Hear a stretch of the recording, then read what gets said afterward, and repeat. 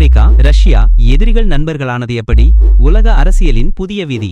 America ரஷ்யாவுக்கு எதிராக இவ்வளவு காலம் எடுத்த நடவடிக்கைகள் அனைத்தும் இப்போ தலைகீழாக மாறியிருப்பது உலக அரசியலில் ஒரு ஆச்சரியமான திருப்பத்தை ஏற்படுத்தியுள்ளது. பிப்ரவரி 2022 உக்ரைன் மீது ரஷ்யா முழு அளவிலான படையெடுப்பை தொடங்கியதிலிருந்து அமெரிக்காவும் அதன் மேற்கத்திய கூட்டாளிகளும் ரஷ்யாவின் பொருளாதாரத்தை முடக்கி அதன் போர் இயந்திரத்தை பலவீனப்படுத்தும் நோக்கில் விரிவான தடைகளை விதித்தன. இதில் ரஷ்ய வங்கிகளை ஸ்விஃப்ட் சர்வதேச நிதி பரிமாற்ற அமைப்பிலிருந்து நீக்கியது, எரிசக்தி இறக்குமதிக்கு தடை விதித்தது, ரஷ்ய சொத்துக்களை முடக்கியது மற்றும் வர்த்தக கட்டுப்பாடுகள் ஆகியவை அடங்கும். ஆனால் தற்போதைய சூழல் அமெரிக்கா தனது உடனடி பொருளாதார நலன்களை பாதுகாக்க இந்த நிலைப்பாட்டிலிருந்து தற்காலிகமாக விலக வேண்டிய கட்டாயத்தில் இருப்பதை உணர்த்துகிறது. மத்திய கிழக்கில் ஈரான், அமெரிக்கா மற்றும் இஸ்ரேல் இடையே நிலவும் போர் பதற்றம் ஒருபுறம் பரபரப்பை ஏற்படுத்த, மறுபுறம் கச்சா எண்ணெய் விலை ராக்கெட் வேகத்தில் ஏறிக்கொண்டிருக்கிறது. இந்த போர் என்பது நேரடி அறிவிக்கப்பட்ட போரை காட்டிலும் பிராந்தியத்தில் அதிகரித்து வரும் பதட்டங்கள், பிராக்சி மோதல்கள் மற்றும் ஹூத்தி கிளர்ச்சியாளர்கள் செங்கடலில் கப்பல்கள் மீது நடத்திய தாக்குதல்களை குறிக்கிறது. இந்த தாக்குதல்கள் பல கப்பல் நிறுவனங்களை தங்கள் வழித்தடங்களை மாற்றி அமைக்க கட்டாயப்படுத்தியது.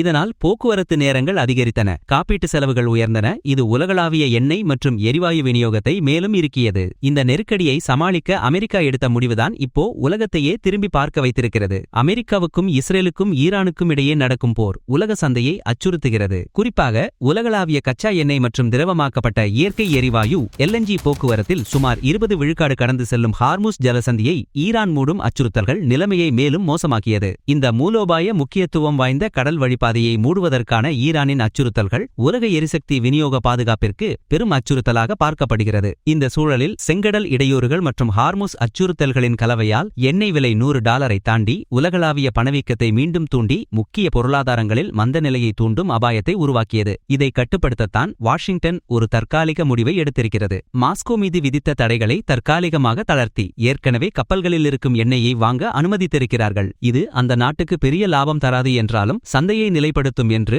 அமெரிக்க கருவூல வட்டாரங்கள் தெரிவிக்கின்றன. ஸ்காட் பெசன்ட் போன்ற பொருளாதார வல்லுநர்கள் இது ஒரு பிராக்மேட்டிக், குறுகிய கால தந்திரோபாய சரிசெய்தல் என்று கருதுகின்றனர். இந்நாட்டுக்கு புதிய வருவாய் ஆதாரங்களை உருவாக்குவதை விட உடனடி விநியோகத்தை சந்தையில் செலுத்தி விலைகளை நிலைப்படுத்துவதே இதன் முதன்மை நோக்கம். இது உலகளாவிய பொருளாதார சரிவை தடுக்கும் ஒரு முக்கியமான நடவடிக்கை. இது இறுதியில் அமெரிக்க நலன்களையும் அதன் நட்பு நாடுகளையும் பாதிக்கும். அந்த தேசம் மீதான அழுத்தத்தை பராமரிப்பதற்கும் உலகளாவிய பொருளாதார ஸ்திரத்தன்மையை பாதுகாப்பதற்கும் இடையிலான நுட்பமான சமநிலையை இது எடுத்துக்காட்டுகிறது. இந்த விலை உயர்வு சர்வதேச நாடுகள் பலவற்றையும் பாதித்திருக்கிறது. பிலிப்பைன்ஸ் போன்ற நாடுகள் இறக்குமதி செய்யப்படும் எரிபொருளை வெகுவாக நம்பியிருப்பதால் எரிபொருள் சேமிக்க வேலை நாட்களை குறைப்பது போன்ற தீவிர நடவடிக்கைகளை எடுத்தன.